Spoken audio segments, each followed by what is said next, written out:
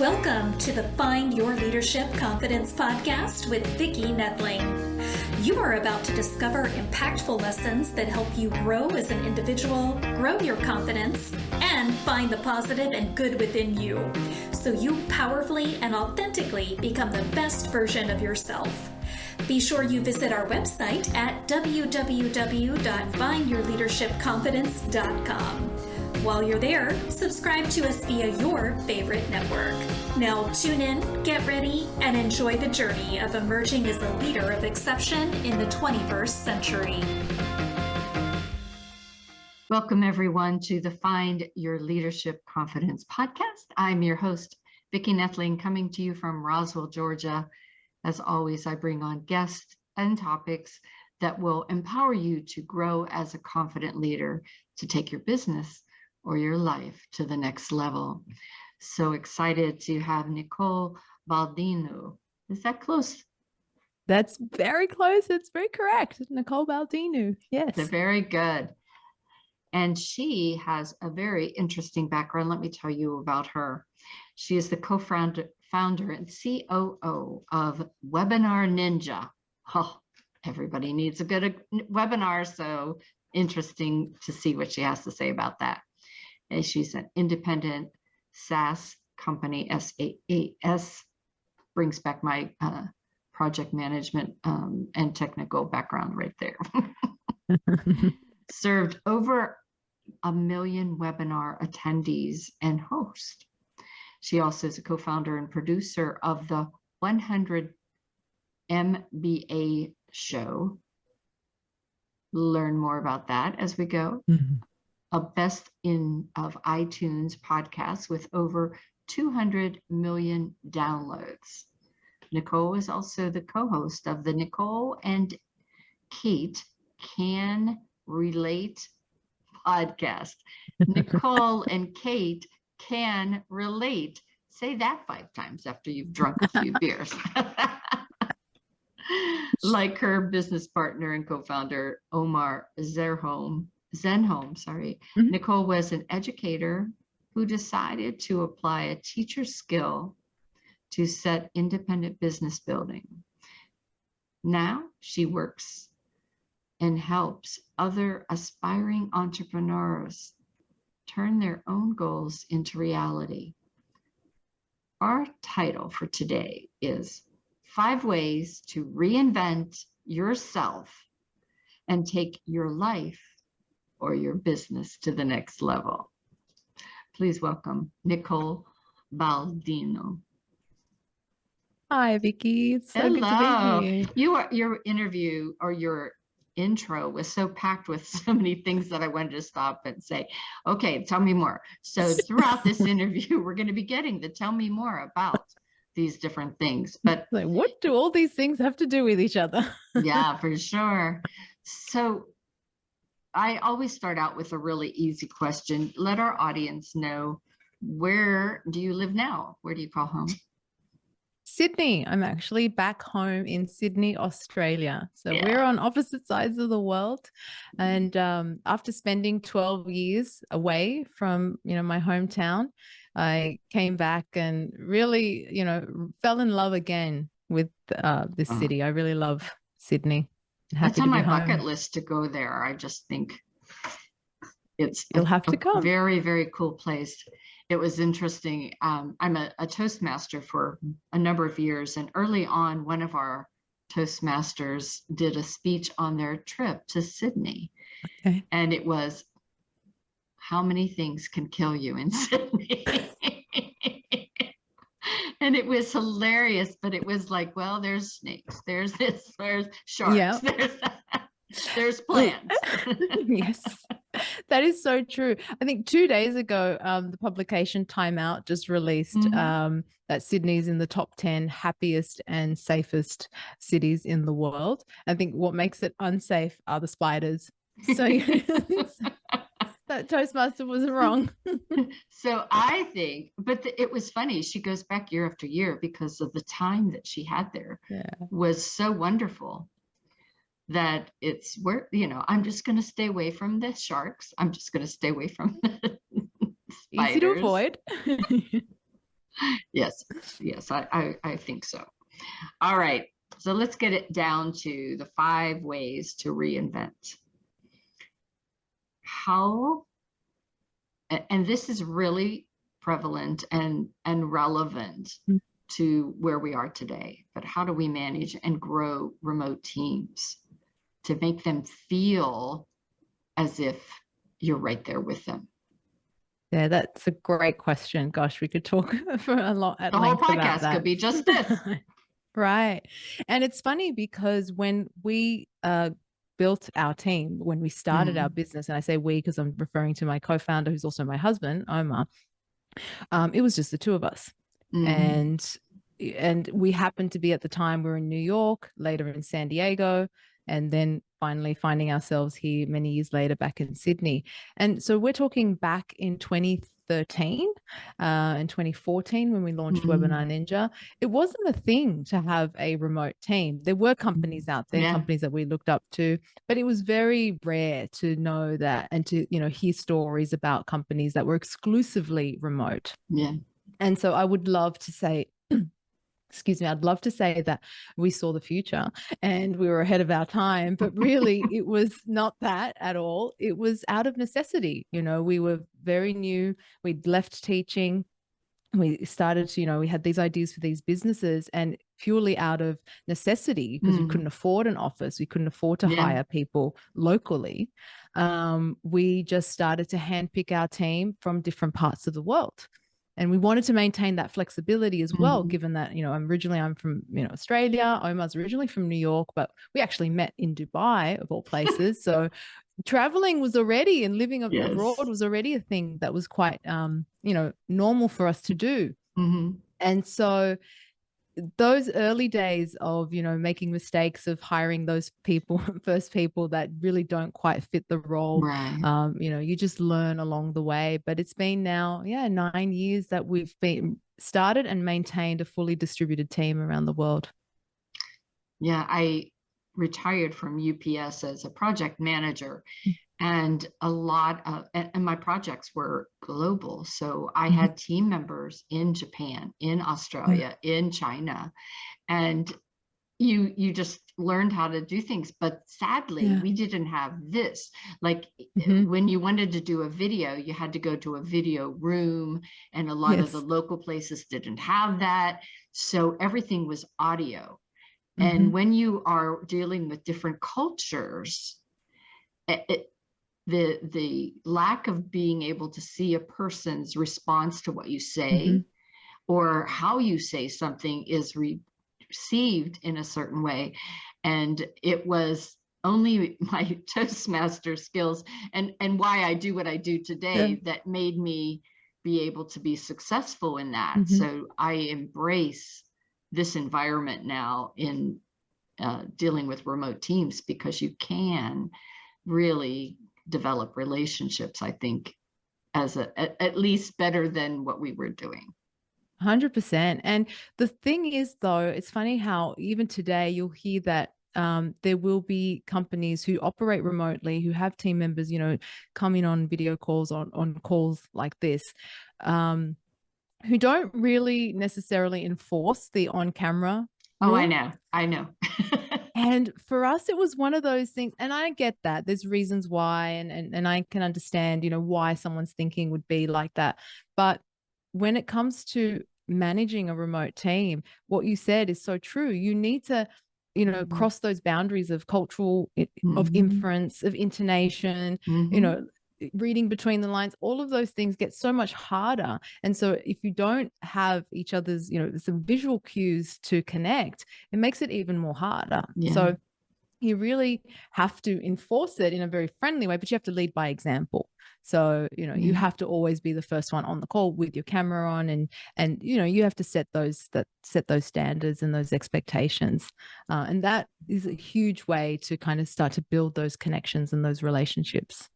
And I think you really have to take it to the next level, that you not just get on the call for a problem or a project management meeting or something, but as a leader, as a manager or supervisor of a team, you really need to just pretend like you're in the office and you're walking by their office. How are you doing? I'm doing a contract with a group right now, and I haven't had my manager call me once to say, hey, what's happening? How are you doing? And so I'm kind of being the one to do that, because it's, you have to build that relationship. They have to know what motivates their team, and each is an individual. There's 5 different generations of people out there working. You need to not do things the same way for everybody, which is a lot of work. Right. And that whole, we like to say trust but verify. Oh, yeah.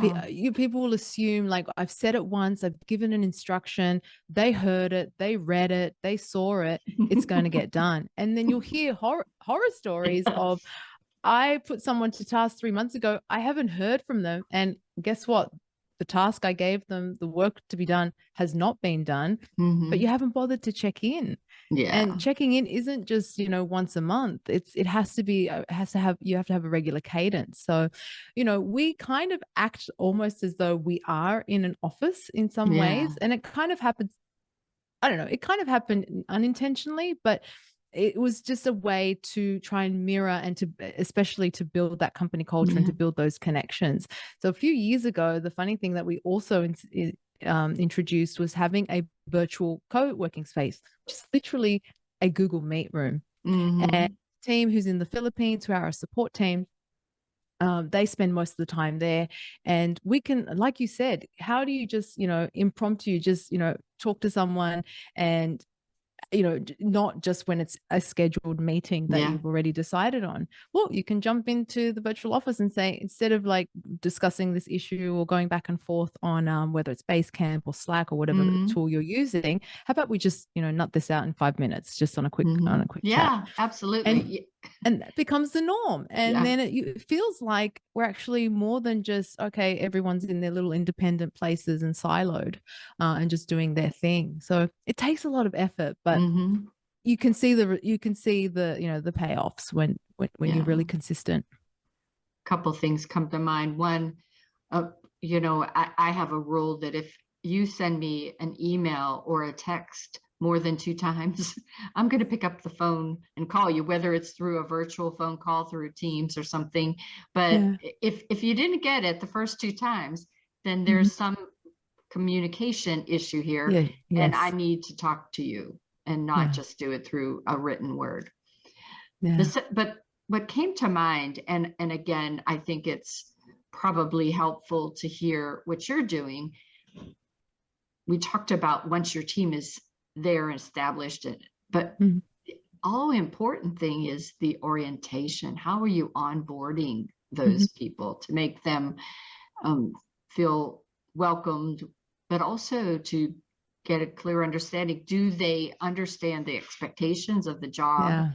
And are they, having that first month, you interacting with them enough to make them comfortable to be remote?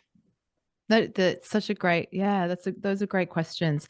And I feel we've definitely added to, we didn't get it right from day one. There were a lot of mishires and all of that, and all of these things, all these processes and systems that we didn't have. But over time, we did develop and instill certain things that have helped with, especially with onboarding, because it's a great point.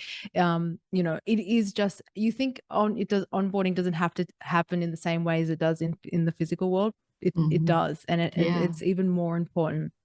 A couple of things that we did were, we created a welcome video, a generic video where everybody on the team welcomes the new teammate and just says who they are, their name, what department they're working in, and how excited they are to have them join.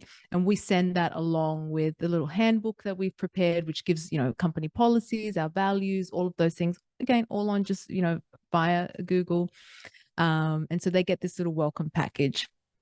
which includes that team welcome video. And then once they do start, we definitely have an orientation call. So Omar and I always do that first call, whether it's someone who's not going to be, who will be managed, say, by our customer support team. We'll still do the orientation call. We'll still do the presentation and tell them the bit of a story. And it's not long. It's like 20-30 minutes where we share the story of the company, who we are, the team, what team they'll be working with, org charts, all of those things, just to give them a sense of like, where do you fit into this organization? Because they want to know. It's great to tell them the history and the values, but they're really thinking about themselves. Where do I fit in? What does my day-to-day look like? Who am I going to be talking to on a daily basis? Do I have anyone to talk to on a daily basis? Do you really put yourself in their shoes? And we set them up with a buddy. So there's someone who's shadowing them, maybe from another team or within their department. And I'm just very conscious, as my role in operations is to make sure that they do feel like they can always talk to someone. And we're kind of a flat organization as well. So, they can talk to anyone. Even if they're a customer support, they can talk to someone in engineering to have their questions answered. Nice. But you've got to start those initial threads, hey, I'm looping in so-and-so. You guys might be able to talk about and get some help on this. So as long as you kick things off and start, then they just get to see, oh, great, a person in another department is just a ping away, or they're in the virtual office and I can jump in there and chat to them. But it takes effort. It definitely takes effort. For sure. So how do you build and grow a tech company? Tech changes all the time. I mean, goodness. Yeah, it's been a journey. It's like, so we're talking from 2014 when we started doing webinars for the $100 MBA at the time, because the $100 MBA was our first brand. Still exists today with the podcast, which we can talk about. But we had a community of, and we were selling a course. And so we started running webinars to bring in new members on a weekly basis. And we're talking 2014. So not all the tools that we have existed, none of these options are out there. So it was actually Omar who was teaching and putting these webinars together every week. And it was a nightmare. Like, he was putting together these 5 or 6 different pieces of software to make it all work together. But he ended up creating something very, very basic with a freelance developer to run that webinar. And it was then that when he was running those webinars with in a much more easier way, because he had this little tool that he put together, somebody asked, oh, what tool are you using? And he just said, look, something I've just created. And somebody asked, can we buy it? You said, geez, yes. Yeah. We're selling the $100 MBA course here. What's going on? We're not selling software. And so it was from there that he thought, well, if I've got this pain point, we literally started the software to scratch our own itch. And we ended up pre-selling on a promise of, this is what the tool would do. This is what it looked like. It was just some mock-ups, and we pre-sold. We got people to put down, because it was just, again, the two of us. We didn't have funding. We didn't go out and ask for funding. We just wanted to validate the idea. And basically the validation was, if people were prepared to put down, it's like $250 at the time, on a promise of a product that would be released in 6 months. And that's where Webinar Ninja started. And that's really why, just if you think about that, that's why relationships and the trust and verify, but the know, like, and trust is so important, because you're not going to get people to put down even $250 if you don't project that you are someone that they can trust. Yeah, absolutely. And that comes from you. And some listeners might be wondering, what's this? The $100 MBA, Webinar Ninja software, content, podcast, what do they all have to do together?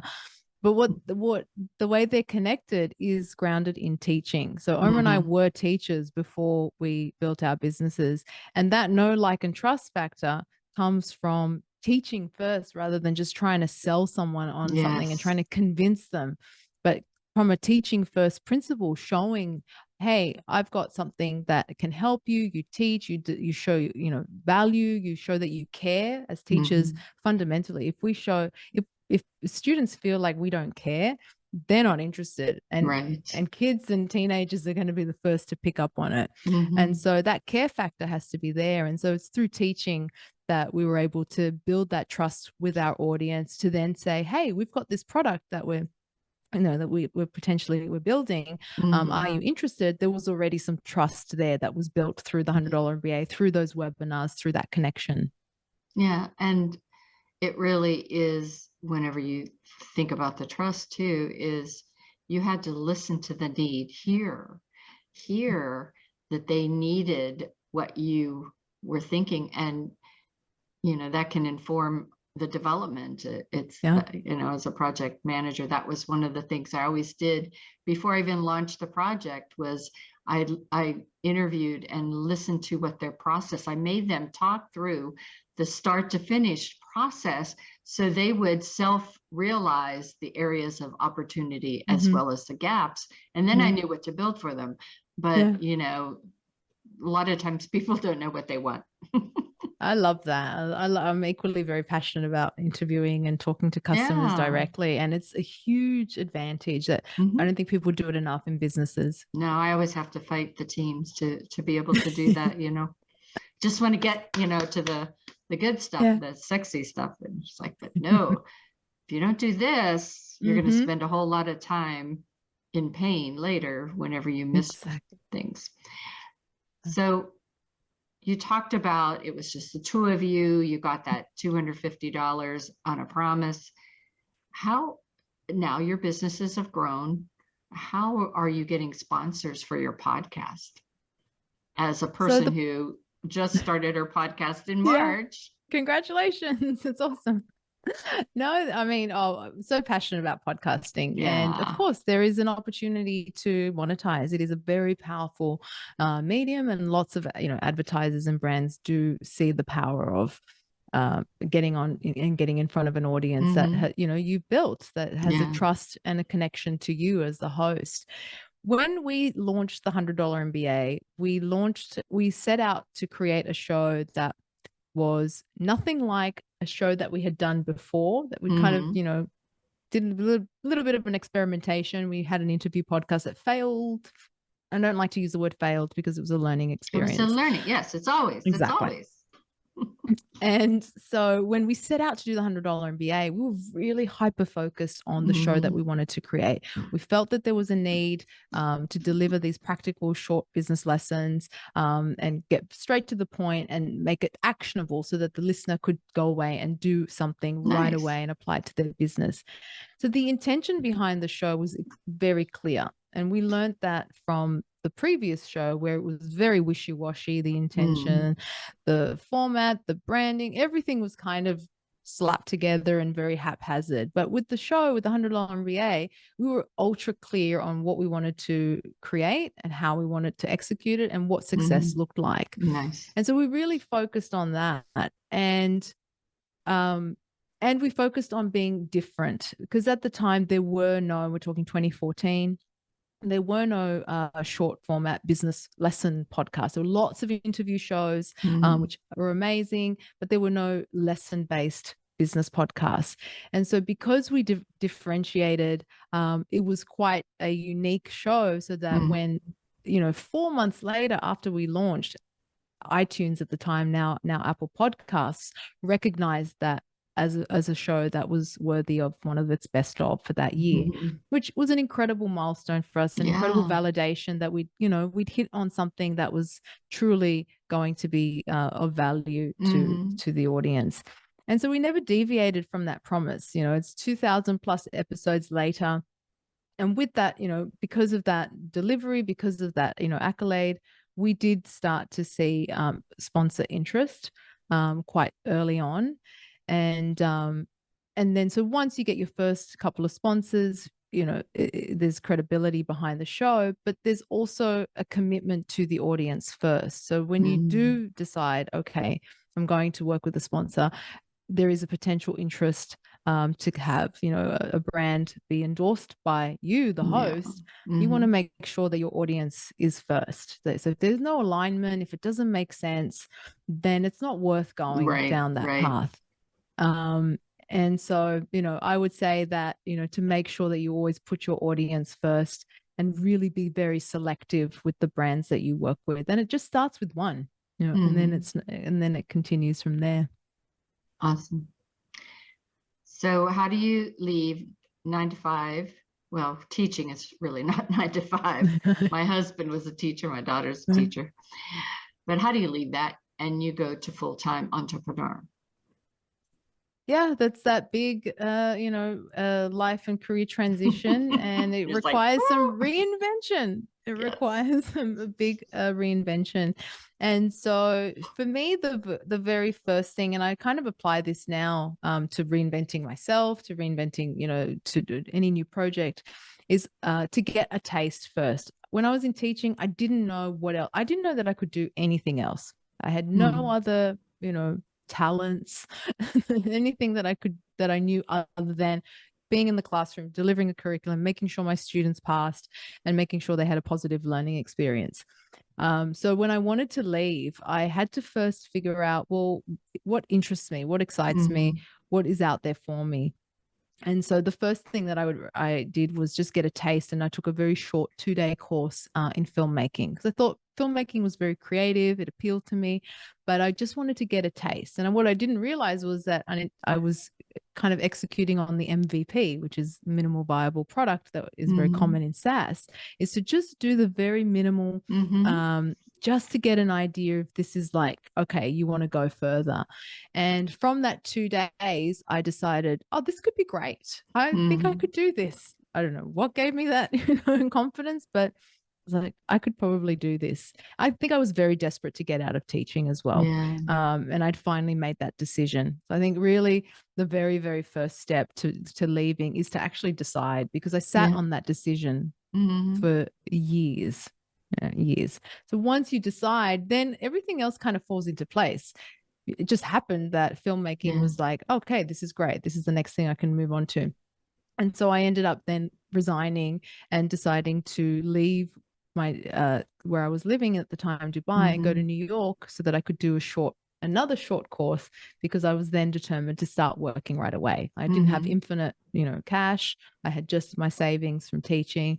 I thought, well, I have to kind of get going right away. So I didn't spend a year. I spent 4 weeks in film school just to give me enough to start getting my first clients.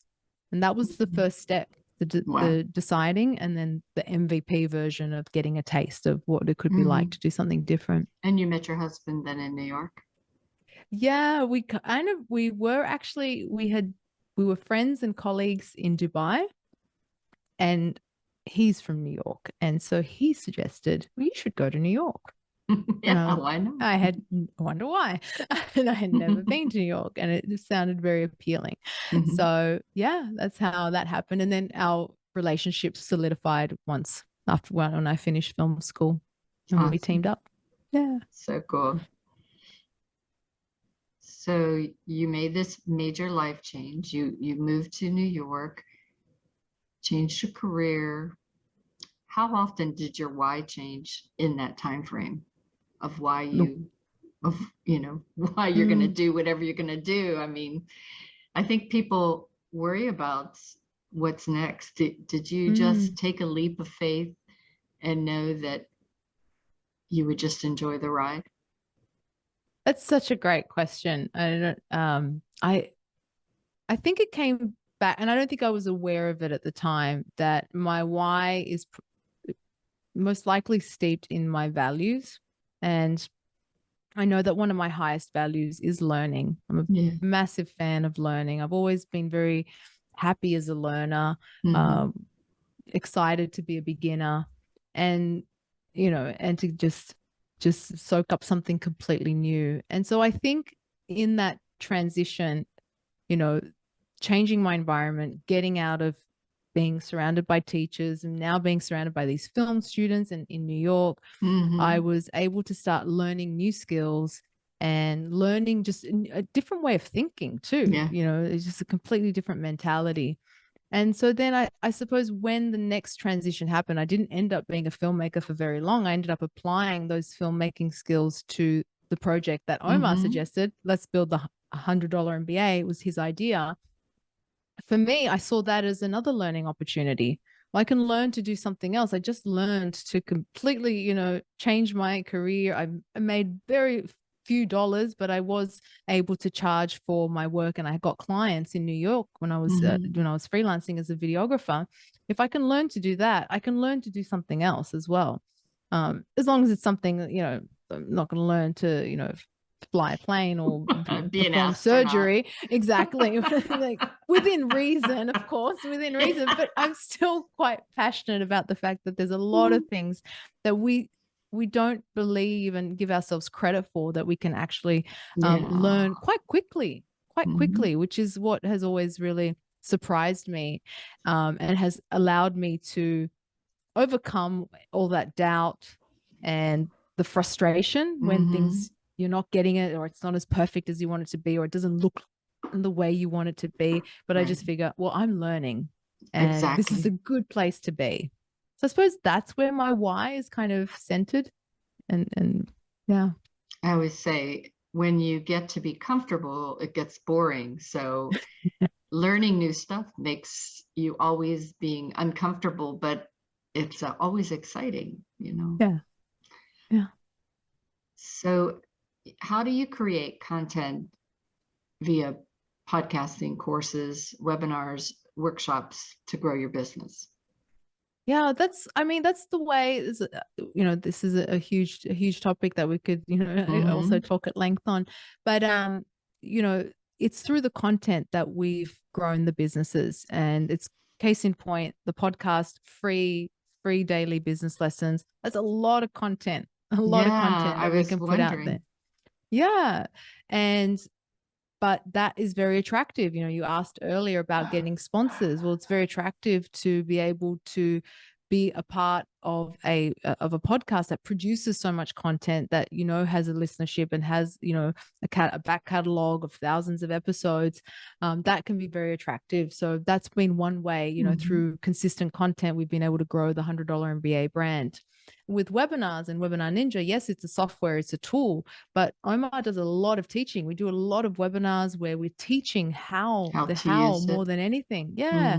The how of actually how to use the software, but also how to deliver engaging webinars, how to create content, how to create courses that convert your students and, convert them into lifelong customers. Yeah. So all of that comes through teaching. All of that comes through content. And that's been one of the ways that we've been able to grow the software as well, not just offering the tool, but offering content to support our customers. Yeah. So we're very much aligned with that, because, the things that I do, everybody has great ideas. Everybody has, a great book, a great podcast or whatever, but sometimes they're not so great at delivering what they do. It really is about how you say it, about the delivery, the conveying of your passion for it, and really showing the authenticity and that you're listening to what their needs are and how this will meet those needs. And that's how you get them, Yeah, absolutely. It is time now for rapid fire. Oh, and so rapid fire will be, I'll ask you a question which you'll know the answer to easy enough, but you just don't have all day to answer. Okay. So being crisp and concise would be awesome. Okay. So, and we touched on this, so it should be easy to just be short and sweet, but how do you work with a partner in life and business? You married him. Sometimes people can't work with those that they marry. Seems to be working for you. Very true. It does seem to be working. We have our designated roles, and we come together for big decisions. Those that require a bit more discussion, a bit more back and forth, but we each know kind of where we're adding value to the company, and we kind of stay in our lane in that way. Yeah. And if you think about it, if you're in a team, it's the same thing. It works well if you know what your lane is and you stay in it. And it just doesn't have that little emotional piece sometimes. You have an award-winning podcast. you kind of touched on why it's an award-winning, but if a person doesn't have that uniqueness that yours does, you know, a podcast like mine, where it's just interview, my goal is really to have you make your message heard. But so how do you make and produce that award-winning podcast? What are the little elements that maybe people don't think about when they sit down to either host or be a guest? That's such a good question, because and I think it's definitely become harder now with more podcasts, you know, cropping up. So I do think quality and the attention to the production and the professionalism of the production is important, which Vicky, you have. Like, I saw our back and forth with the setup of this call, your structure, your format, all of that keeps it very tight and very consistent and very professional. And it is a production, you know, as much as we don't want to say, oh, no one's listening, or maybe there's not that many people listening, it still is a piece of production. And so the fact that you care and you put that level of professionalism behind it already puts you ahead of so many other podcasts that just just, you know, be, yeah. But so that's definitely one thing. It's out there forever, y'all. Yeah. Yeah. And the other thing is, I would say, to consistently deliver on your promise. It can be very jarring if you switch and change, and maybe you're not very sure. But I think your question to what is the why, like, why are you doing this? It doesn't matter what it is. It can be whatever it is that you want it to be. But if you're consistent with that and you continuously deliver on that, then that is what helps a show to have that longevity. Right. I agree. Next is, what do you consider your greatest accomplishment thus far? Oh, I got to be short and sweet. Okay. I think it's having taken that leap of faith and a chance on myself to finally say, if I want to do something else, just to trust myself that I can do it. And so starting a business with my husband, taking a big career transition like that, has been for me, you know, something that I'm proud of. Yeah. So what is your next path on your journey? Well, we're continuing. You mentioned it at one point about, you know, software and technology is constantly evolving, constantly changing. You know, you've really got to you're on your toes, really, the whole time. And so we just actually recently added another product to Webinar Ninja, which is a course element, a live course platform called Course Ninja. So that's in beta right now. Our current customers have access to it and are using it. We just used it ourselves a couple of weeks ago, delivering a live course for the $100 MBA. So for us, we're really getting into, again, coming back to our roots and being really passionate about offering, you know, a tool that can help people teach and deliver their content online. Yep. So good. All right. So I'm sure that everybody wants to know how they can get in contact with Nicole and learn more about the $100 webinar, as well as this new thing that's coming. So if you are listening, I'm going to share my screen, but I will give you verbally what the website is. It will be also on YouTube and my website, the slide that I'm going to be showing. If you are watching, you can grab the screenshot. So this is my warning. If you are listening only, please go grab your pencil, paper. So the website is www.webinarninja. That's www.webinarninja.com. She also has a website, which is 100mba.net. Again, that's 100mba.net. With that, make sure you have HTTPS. All right.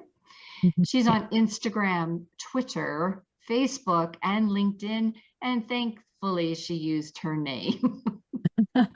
Always easier. So you can search Nicole, Baldinu, Nicole Baldinu. And she is going to talk to you about her gift that she has for you. Take it over. Yeah, well, I mean, there's a lot of your listeners might be wanting to build their audience. They might have already have a business. And so the team worked really hard at the $100 MBA to create a lead magnet template bundle. So email is still one of the most incredible ways to create a relationship and nurture a relationship with an audience member, a potential customer, all of that. So, and capturing people's emails is really, really hard. But if you've got something on offer on your website that will be of tremendous value, and show them that, yeah, okay, this sounds really good, I'm definitely going to give my email for this. We've created a free bundle which has a template for a checklist, an ebook, a guide, and just basically all you have to do is put your own content, your own branding on it, and you've got a great offering and an opt-in to put on your website to start building your audience. Well, it has been just so wonderful talking with you, being able to learn more about you and what you do with your husband and your background. And so happy that you're back in Australia where you can enjoy. You're in summer now, right? Yes, we are. And we are. Christmas in summer. Yes. Probably a very strange concept for you. I don't know. I have been to Florida and Hawaii for Christmas, so I know the beach thing. I'm a beach lover, so I will go to the beach any time of the year. So we have heard a lot of tips today, a lot of great advice for remote teams, for those that have a podcast or want to be on a podcast, or the people that are thinking about a course, and the things that Nicole and her husband can offer you. So please do go to the website, thewebinarninja.com or 100mba.net, to be able to get that information, connect with Nicole, and be sure to like and subscribe to my podcast so that we can continue to grow. Maybe I'll someday get to the 2,000 episodes right now, or we're moving along pretty well though. So I just want to thank you for the time that you've taken. And as always, I remind everyone that life is a journey and it is up to you to enjoy the ride. This is Vicki Netling signing off. Thank you for tuning into the Find Your Leadership Confidence podcast with Vicki Netling, where we share impactful lessons that help you grow as an individual, grow your confidence, and find the positive and good within you so you powerfully and authentically become the best version of yourself. Remember to visit our website at www.findyourleadershipconfidence.com and enjoy even more great episodes like this one. Again, while you're here, subscribe to us via your favorite network. We look forward to seeing you next time on the Find Your Leadership Confidence podcast.